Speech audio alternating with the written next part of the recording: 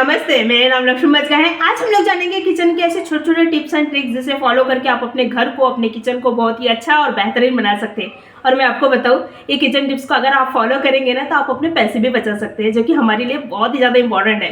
तो चलिए जानते हैं कौन से है वो टिप्स। सबसे पहले टिप्स एंड ट्रिक्स है हमारे ये इस तरह से साबुन को लेकर। साबुन बड़े काम के है, वैसे तो ये कपड़े धोने के काम में आते हैं, लेकिन मैं आपको बता दूँ ये इससे ना आज हम लोग क्लीनिंग करेंगे, जो कि बहुत ही अच्छी, जो फर्श या फिर टाइल्स रहता है ना, बाथरूम के टाइल्स वगैरह, तो ये बहुत अच्छी तरह से साफ़ होती है। तो मैंने क्या की हूँ, ये साबुन ली हूँ, उसके बाद में इसके जो छील के मतलब कि इनके जो कवर है उसको निकाल ली हूँ। उसके बाद में क्या करना है, एक प्लेट लेना है।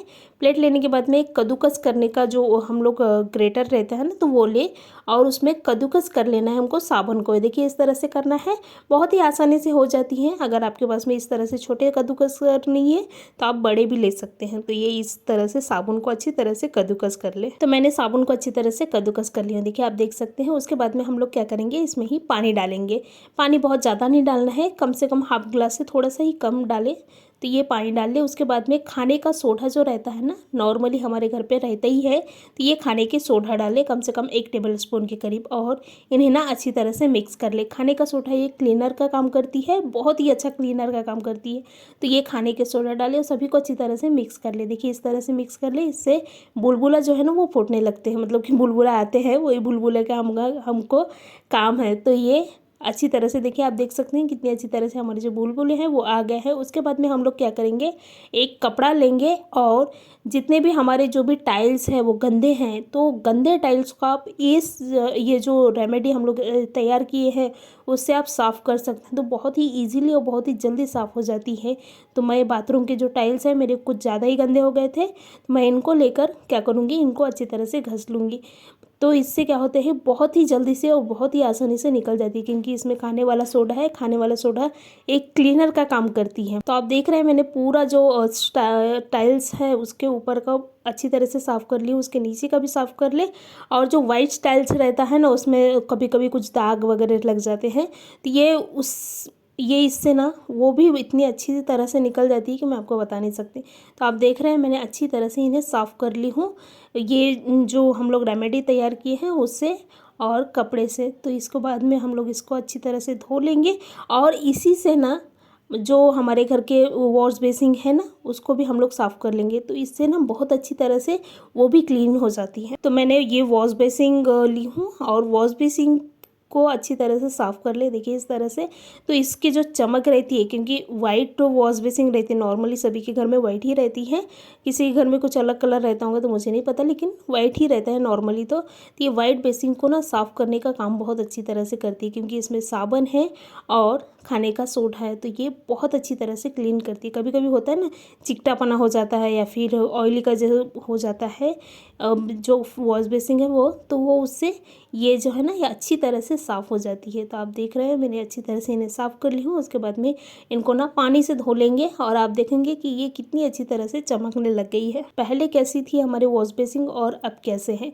और जो हम लोग पहले बाथरूम में मतलब कि ये साफ़ किए थे ना, तो उसमें भी आप पानी डाल के धो लें तो आप देखोगे कि ये भी कितनी चकाचक मतलब कि एकदम चमकने लग गई है। तो ये बहुत आसान तरीका है, अगर आपके पास में कुछ ना हो मतलब कि कुछ निकालने का, तो आप ये जो है रेमेडी तैयार करके आप टाइल्स को अच्छी तरह से घस सकते हैं। आप देख रहे हैं हमारी टाइल्स जो है कितनी अच्छी तरह से वाइट हो गई। बिल्कुल उसी तरह से किचन की भी वट्टा जो है ना उसको भी आप इसी तरह से साफ़ कर सकते हैं, तो ये भी एकदम चमकने लगेगी। तो ये बहुत आसान तरीका है और बहुत अच्छा तरीका है साफ़ करने का। मैंने पूरे साफ़ करने के बाद में ये इतना रेमेडी जो है हमारा बच गया है, तो इसको क्या करेंगे, हम लोग रख देंगे और दूसरे दिन ये काम में आ सकती है। तो इनको आप रख दें कोई डब्बे में और दूसरे दिन इसका इस्तेमाल करें। नेक्स्ट हमारी टिप्स एंड ट्रिक्स है क्लीनिंग को ही लेकर।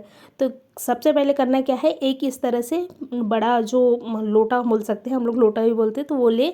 उसके बाद में हल्दी जो रहता है ना, टर्मरिक पाउडर, तो वो लेना है, उसको डालना है कम से कम 1 से 1.5 टेबल स्पून के करीब हल्दी को डालें। देखिए इस तरह से।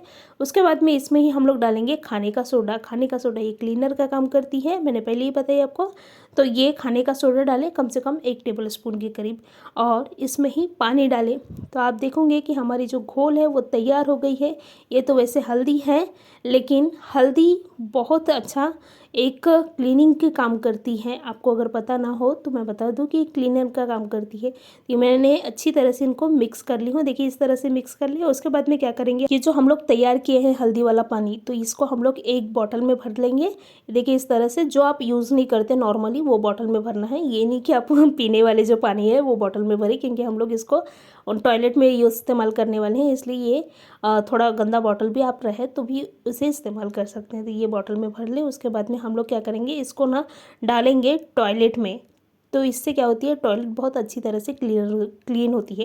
तो ये मैं पूरे जो हम लोग तैयार किए हैं उसको मैं टॉयलेट में डाल दूँगी। इससे क्या होती है, एक तो कीड़े नहीं आते, दूसरी बात इसकी जो स्मेल है, टॉयलेट से एक गंदा स्मेल आती है तो वो स्मेल नहीं आती।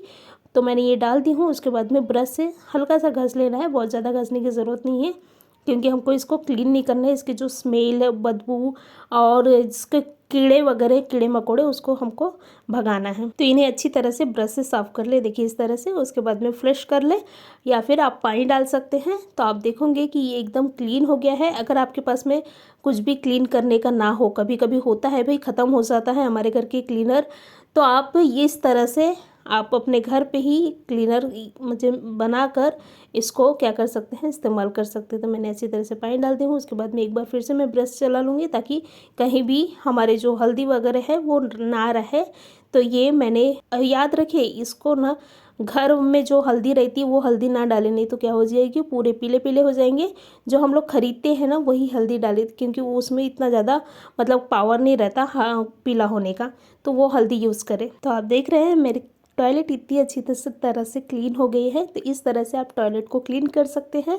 बहुत ही आसान तरीका है, बहुत ही आसानी से हो जाती है। तो इस तरह से कुछ टिप्स एंड ट्रिक्स को फॉलो करें और अपने टॉयलेट को, अपने किचन को, अपने बाथरूम को अच्छी तरह से साफ़ करें। धन्यवाद।